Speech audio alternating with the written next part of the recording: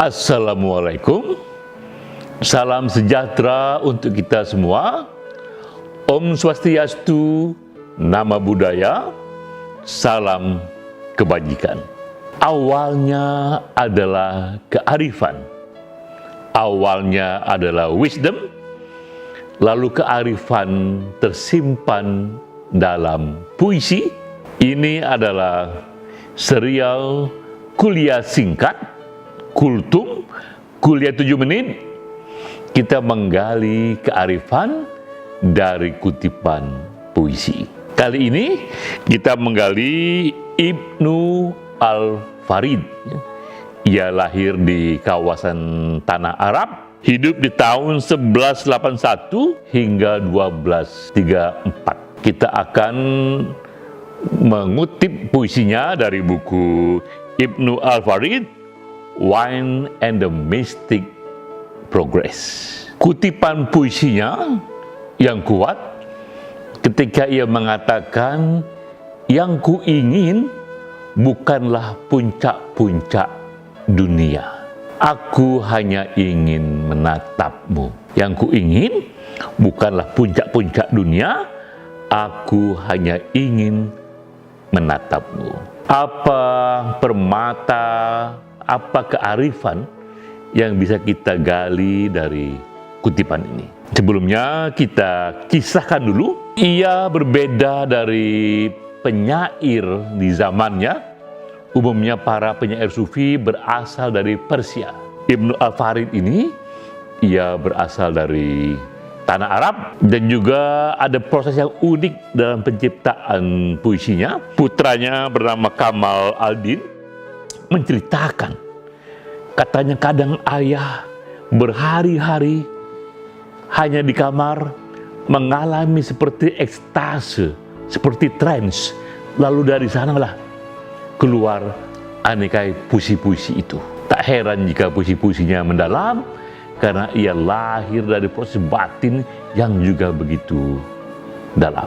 Juga yang unik dari Ibnu Al-Farid ini, ia juga berbeda dengan penyair sezamannya. Ia sangat menolak dengan apa yang disebut patronase.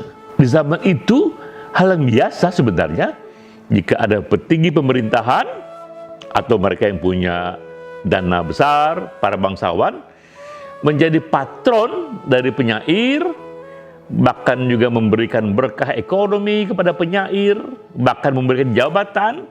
Namun kadang-kadang mereka pun memberikan titipan puisi untuk propaganda. Ibnu Al-Farid tak bersedia kerjakan itu. Ia memilih ingin menjadi penyair yang bebas saja.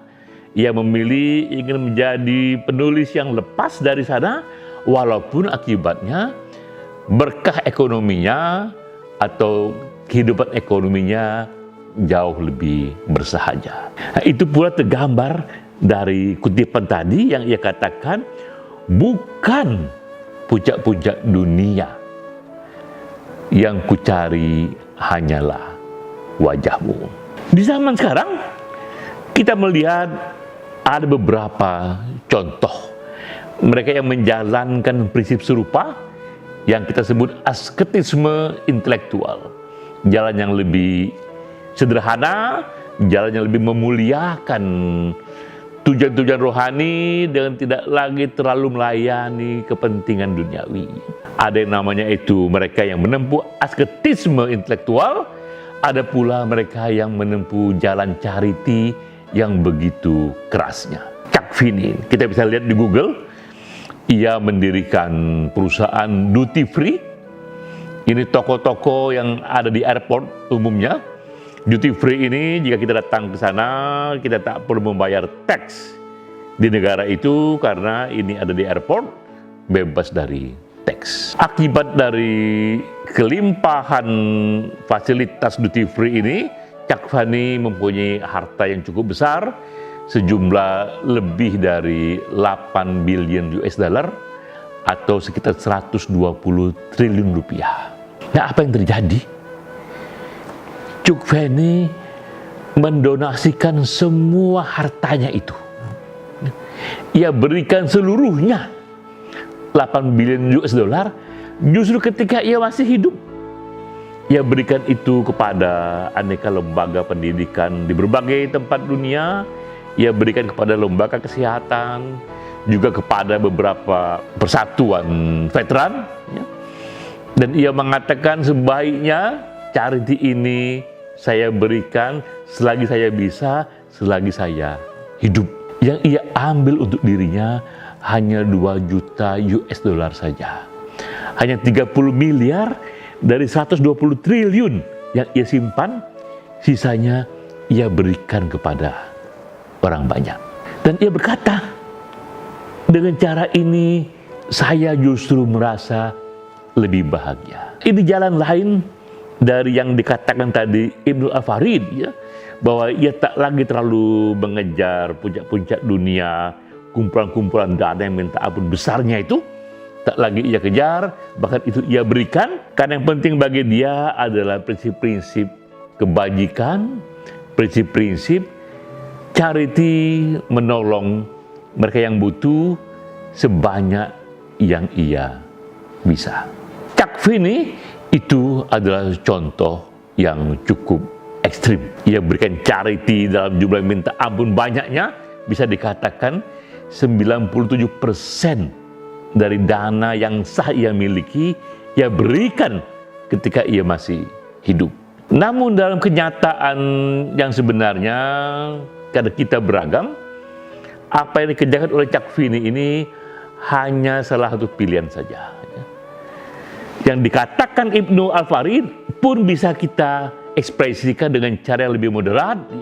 Misalnya, bahwa kita tetap saja mengambil sebagian dari pesona duniawi, namun kita katakan itu kita peroleh dengan cara-cara yang tak melanggar prinsip-prinsip kebajikan. Itu pun juga sudah satu berkah pula.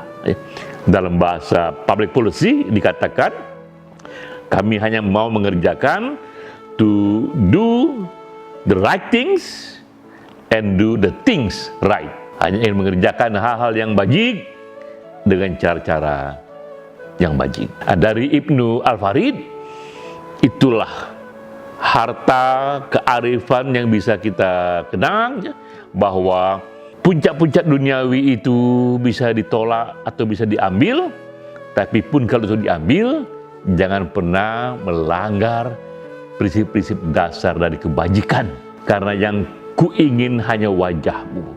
Wajahmu ini, wajah Tuhan ini bisa saja itu simbol dari kebajikan pada umumnya.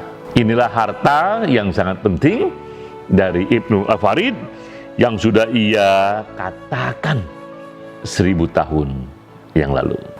Sampai jumpa.